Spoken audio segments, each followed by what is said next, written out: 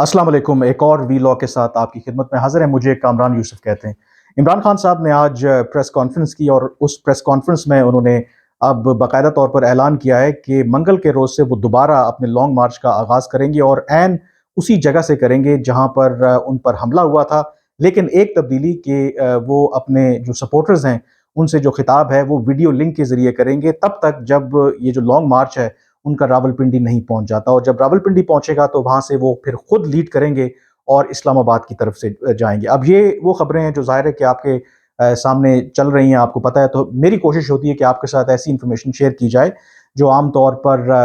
आपको अवेलेबल नहीं होती और एक पूरा एक कॉन्टेक्स्ट आपको मिले। तो आज इमरान खान साहब ने जो प्रेस कॉन्फ्रेंस की उसमें अगेन उन्होंने तनकीद की। जो मेजर जनरल फैसल नसीर हैं, आईएसआई के एक सीनियर एहलकार हैं, उनको अगेन तनकीद का निशाना बनाया, उनको डर्टी हैरी से तशबीह दी। मैं आज आपको बताऊंगा कि इमरान खान साहब क्यों मेजर जनरल फैसल नसीर को बार बार तनकीद का निशाना बना रहे हैं और उन पर इल्ज़ाम आयद कर रहे हैं कि उनको पर जो कातलाना हमला हुआ, इसके अलावा जो उनके पार्टी के सीनियर कुछ रहनुमा हैं उन पर मुबैना तौर पर जो तशद्दुद हुआ उसके पीछे मेजर जनरल फैसल नसीर हैं। इस हवाले से मैं ये ज़रूर कहूँगा कि एक वीलॉग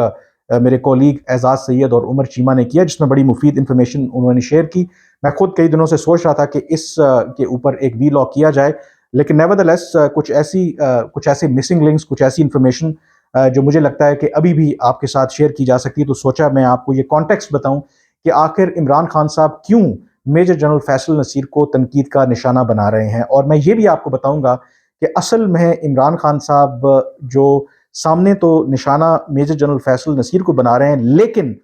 उनका टारगेट कोई और है। वो कौन है उनका टारगेट, ये मैं आगे चल के आपको बताऊंगा। लेकिन सबसे पहले ये हमें चीज़ जानने की ज़रूरत है कि इस वक्त जो मेजर जनरल फैसल नसीर हैं, उनके पास क्या ओहदा है। वो आईएसआई के अंदर एक विंग है, काउंटर इंटेलिजेंस, उसके वो डायरेक्टर जनरल हैं। अब आईएसआई का जो स्ट्रक्चर है इसके अंदर डिफरेंट विंग्स हैं और हर विंग को जो हेड करता है वो एक मेजर जनरल करता है। अब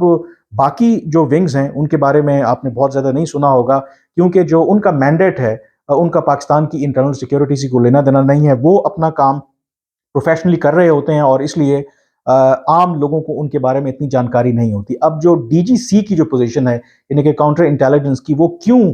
इतना हालिया सालों में पाकिस्तान और आम पाकिस्तानियों की नज़रों में रहती है, क्योंकि जब इंटरनल सिक्योरिटी की बात आती है तो हमेशा जब एस्टेब्लिशमेंट के ऊपर इल्ज़ाम लगता है या आईएसआई के ऊपर इल्ज़ाम लगता है कि वो सियासत में किरदार अदा करते हैं, तो बुनियादी तौर पर यही वो विंग है या डीजीसी ही बुनियादी तौर पर वो रिस्पॉन्सिबल हैं पाकिस्तान की इंटरनल सिक्योरिटी के और पाकिस्तान में जो भी पॉलिटिकल हैपनिंग्स हो रही होती हैं, और इसी वजह से इनके बारे में बहुत ज़्यादा तस्करा होता है। अब इमरान खान साहब, सवाल ये है कि क्यों बार बार इनको तनकीद का निशाना बनाते हैं। अब ये मैं आगे चल के ज़रूर आपको बताऊंगा, लेकिन इस जो पोजीशन है इसकी क्या सिग्निफिकेंस है, ये भी जानना बहुत ज़रूरी है। माजी में भी ऐसा होता रहा कि जो डीजीसी हैं वो मुतनाज़ रहे हैं और ज़्यादा दूर नहीं जाते। जो जनरल फैज़ थे, डीजी आईएसआई बनने से पहले वो डीजीसी ही थे और इसी वजह से उनका नाम कई कंट्रोवर्सीज़ में आया। लेकिन मैं उससे भी पीछे आपको ले जाऊंगा। जब जनरल मुशर्रफ की हुकूमत थी, उन्होंने पीएमएलएन की हुकूमत का तख्ता उल्टा और उसके बाद फिर उन पे ज़ाहिर दबाव था इंटरनेशनली भी कि वो पाकिस्तान में जमहूरियत को बहाल करें। तो उन्होंने एक शैम इलेक्शंस करवाए और उस इलेक्शन के नतीजे में ज़ाहिर है कि वो अपनी गवर्नमेंट को एक लेजिटिमेसी देना चाहते थे। तो उस वक्त जो ये क्यू लीग बनी, जो जिनको लीड कर रहे थे चौधरी शुजात और चौधरी परवेज इलाही, और फिर पीपल्स पार्टी के अंदर भी एक बागी ग्रुप बना। अब वो ग्रुप कैसे बना, क्यू लीग कैसे सामने आई, उसको बनाने में ज़ाहिर है कि आईएसआई ने बड़ा किरदार अदा किया। और आईएसआई के अंदर जो यही विंग था, यानी कि उस वक्त जो डीजीसी थे मेजर जनरल एहतशाम ज़मीर, उन्होंने अपना कलीदी किरदार अदा किया। और ये मैं खुद से नहीं कह रहा, बल्कि मेजर जनरल एहतशाम ज़मीर जो पाकिस्तान के एक नामवर शायर ज़मीर जाफरी, उनके ये साहबजादे थे। उन्होंने रिटायरमेंट के बाद एक टेलीविज़न इंटरव्यू में बाकायदा तौर पर इस बात का एतराफ़ किया कि उन्होंने क्यू लीग बनाने में और जो पीपल्स पार्टी के अंदर जो उन्होंने एक बागी ग्रुप तश्कील दिया, उसमें उन्होंने कलीदी किरदार अदा किया। और बतौर आईएसआई जब वो डीजीसी थे तो उन्होंने उसमें अपना कलीदी किरदार अदा किया और उन्होंने कहा कि ان کو اس بات پر ریگریٹ بھی ہے، اور وہ یہ کہتے تھے کہ آئی ایس آئی کو یا جو اسٹیبلشمنٹ ہے اس کو اس طرح کا سیاسی کردار ادا نہیں کرنا چاہیے۔ تو یہ ریکارڈ پہ ہے، آپ گوگل بھی کر سکتے ہیں، یوٹیوب پہ جا کے ان کا وہ انٹرویو بھی سن سکتے ہیں جس میں انہوں نے اس بات کا اعتراف کیا تھا۔ تو اس سے آپ اندازہ کر سکتے ہیں کہ جو ڈی جی سی کی پوزیشن ہے وہ کتنی امپورٹنٹ ہوتی ہے۔ لیکن میں یہ بات بھی کہوں گا کہ احتشام ضمیر جب یہ کام کر رہے تھے تو اس وقت وہ اتنی پبلک آئی میں نہیں تھے، یہ تو بعد میں جب انہوں نے اعتراف کیا تو اس وقت لوگوں کو پتہ چلا کہ یہ ڈی جی سی بھی کوئی پوزیشن ہوتی ہے۔ ادر دین دیٹ ہمارے ہاں عام طور پر خاص کر کے آئی ایس آئی کے اندر، کیونکہ ان کا کام انٹیلیجنس گیدرنگ کرنا ہے، تو کوشش یہ ہوتی ہے کہ ایسے لوگ لو پروفائل ہی رہیں۔ لیکن گزشتہ چند سالوں میں ایسا ہوا نہیں، خاص کر کے جب جنرل فیض جو ہیں وہ ڈی جی سی بنے تو سب سے پہلے تو ان کا نام کئی کنٹروورسیز میں آیا۔ اب جو جنرل فیض ہیں یہ جب ڈی جی سی بنے اور کیسے بنے یہ میں اب آپ کو بتاتا چلوں، کیونکہ اس کا لنک ہے جو میں آپ سے پہلے کہہ رہا تھا کہ عمران خان صاحب جو جنرل فیصل کو نشانہ بنا رہے ہیں، اصل میں ان کا ہدف کوئی اور ہے۔ جب جنرل باجوہ صاحب نومبر 2016 میں آرمی چیف بنے تو اس کے کچھ ہفتوں کے بعد ہی جنرل فیض جو اس وقت میجر جنرل تھے اور پنو آکل میں جی او سی تھے، ان کو وہاں سے پوسٹ کیا گیا بطور D G C I S I کے اندر۔ اب اس وقت تو جنرل فیض کو بہت سے لوگ اور لوگ جانتے ہی نہیں تھے، ظاہر ہے کہ بہت سے افسران میجر جنرل ہوتے ہیں لیکن اس سے پہلے لوگ ان کو نہیں جانتے تھے، لیکن ظاہر ہے کہ میرا کیونکہ اپنا تعلق چکوال سے، بہت سی ایسی باتیں ہیں جو پھر آپ سے کبھی ڈسکس کریں گے، تو میرے لیے کوئی حیران کن اس لیے بات نہیں تھی کیونکہ مجھے یہ جس دن جنرل باجوہ بطور آرمی چیف بنے تو مجھے اس دن کوئی شک نہیں تھا کہ اب جنرل فیض جو ہیں فوج کے اندر ان کو اگر کوئی اور امپورٹنٹ پوزیشن ملے نہ ملے تو کم از کم وہ ایک دن آئی ایس آئی کے سربراہ ضرور بنیں گے۔ تو میرے لیے کوئی حیران کن بات نہیں تھی کہ جب جنرل باجوہ نے ان کو ڈی جی سی تعینات کیا، اور اس کی وجہ یہ ہے کہ جنرل فیض کی بیشتر جو نوکری ہے فوج کے اندر انہوں نے army chief general Qamar Javed Bajwa کے ساتھ سرو کیا، اور اس میں خاص کر کے اگر آپ یہ دیکھیں کہ جو جب وہ کور کمانڈر تھے پنڈی کے جنرل باجوہ تو ان کے وہ سٹاف افسر تھے، تو سٹاف افسر ایسے ہی ہے جیسے لیٹ سے کہ آپ کا پرائم منسٹر کے ساتھ جو پرنسپل سیکرٹری ہوتا ہے، جو سب سے پاورفل پوزیشن ہوتی ہے عمران خان صاحب کی جو چیف آف سٹاف ہیں، تو اس وجہ سے جب ان کے وہ اتنا کلوز تھے اور ان کا بڑا ایک آپس میں اعتماد کا رشتہ بھی تھا، اور ایک اور اینگل یہ بھی تھا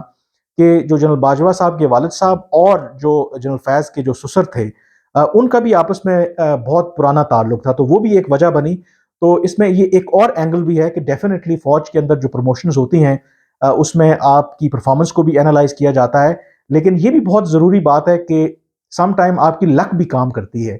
آپ تصور کریں کہ اگر 2016 میں جنرل باجوہ آرمی چیف نہ بنتے تو ہو سکتا ہے کہ جنرل فیض جو ہیں آج ایک ان نون کوانٹٹی ہوتے، وہ بالکل D G I S I بھی نہ بنتے۔ تو اس لیے یہ بھی بہت کرٹیکل رول پلے کرتا ہے کہ جو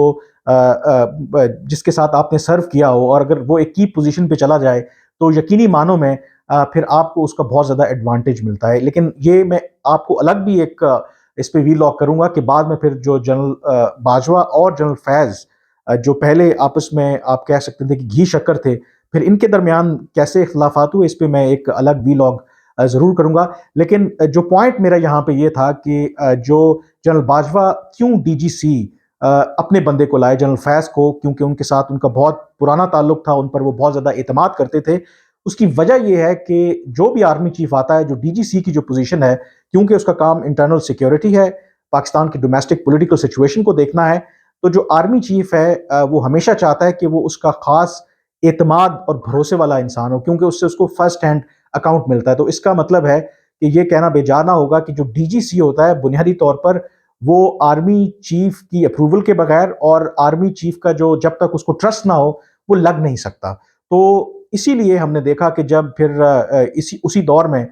جب جنرل فیض جو ہیں وہ ڈی جی سی بنے تو انہی کے دور میں پیناما والا کیس بھی سامنے آیا، نواز شریف کی ڈسکوالیفیکیشن ہوئی، پھر اس ملک کے اندر عام انتخابات ہوئے، اس میں دھاندلی کے الزامات لگے، آر ٹی ایس بیٹھنے کی بات ہوئی، پھر تحریک لبیک کا جو دھرنا ہوا اس میں پہلی دفعہ ہم نے دیکھا کہ جنرل فیض کا نام سامنے آیا جس میں انہوں نے ایک معاہدے پر دستخط کیے۔ اور ادر دین دیٹ بھی ڈی جی سی آپ کو میں یہ بتاؤں اتنی امپورٹنٹ پوزیشن ہوتی ہے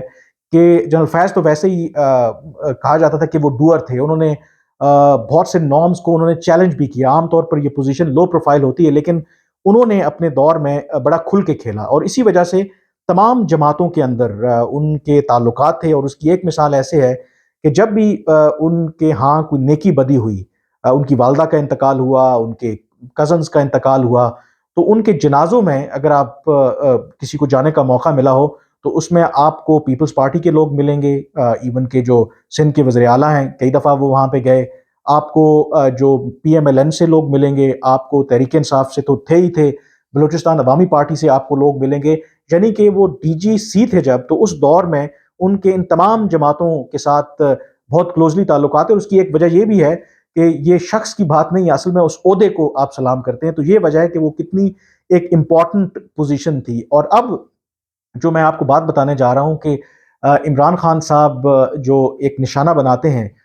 मेजर जनरल फैसल नसीर को, तो उनको अच्छी तरह से पता है, क्योंकि जनरल फैज़ को बतौर डीजीसी उन्होंने काम करते देखा।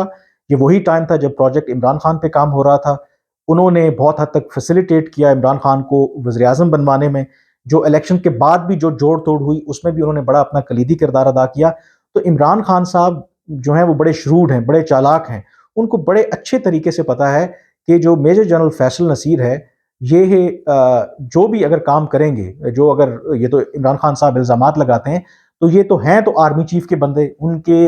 बगैर अप्रूवल के तो कोई काम भी नहीं करेंगे। और ये है भी हकीकत। ये थोड़ा सा एक मिसलीड भी करते हैं इमरान खान साहब कि आईएसआई के अंदर आप देखें जो जिस तरह का स्ट्रक्चर है, वो ऐसा मुमकिन है ही नहीं कि कोई इनफरादी तौर पर, ऐसा मुमकिन ही नहीं है कि आप तसव्वुर भी कर लें कि जो इल्ज़ामात इमरान खान साहब लगाते हैं कि उनके पीछे डीजीसी है, मेजर जनरल फैसल नसीर हैं, तो क्या उन्होंने ये तमाम फैसले इनफरादी तौर पर किए हैं? क्या डीजी आईएसआई को उसका नहीं पता? क्या जो आर्मी चीफ हैं जनरल कमर जावेद बाजवा को इन तमाम फैसलों का नहीं पता? तो ये बिल्कुल गलत बात है, ये बिल्कुल झूठ है। ऐसा मुमकिन है ही नहीं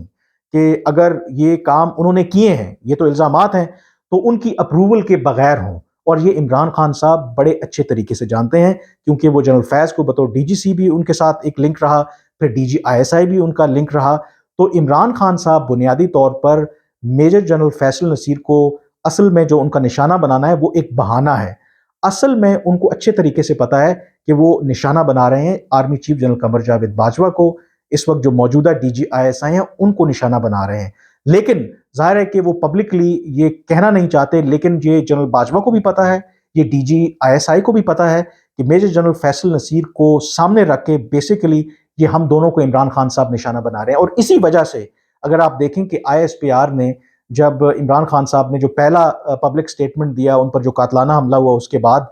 बाकायदा तौर पर मुस्तरद किया इमरान खान साहब के इल्ज़ामात को, और बगैर नाम लिए उन्होंने मेजर जनरल फैसल नसीर के साथ इजहार यकजहती भी किया और वाज़े किया कि जो भी वो काम करें उनके साथ और उनके वो पीछे खड़े हुए हैं। तो बुनियादी तौर पर ये कॉन्टेक्स्ट में आपको समझाना चाह रहा था कि इमरान खान साहब जो निशाना बना रहे हैं मेजर जनरल फैसल नसीर को, उनके साथ उनकी कोई ज़ाती अनाद नहीं है। असल में वो निशाना बना रहे हैं army chief general Qamar Javed Bajwa को और DG ISI lieutenant general Nadeem Anjum को। और ये बातें जो हैं, और ये बात आर्मी चीफ को भी पता है और डीजी आईएसआई को भी पता है। आज के वीलॉग से इतना ही, मुझे इजाजत दीजिए। अल्लाह हाफिज।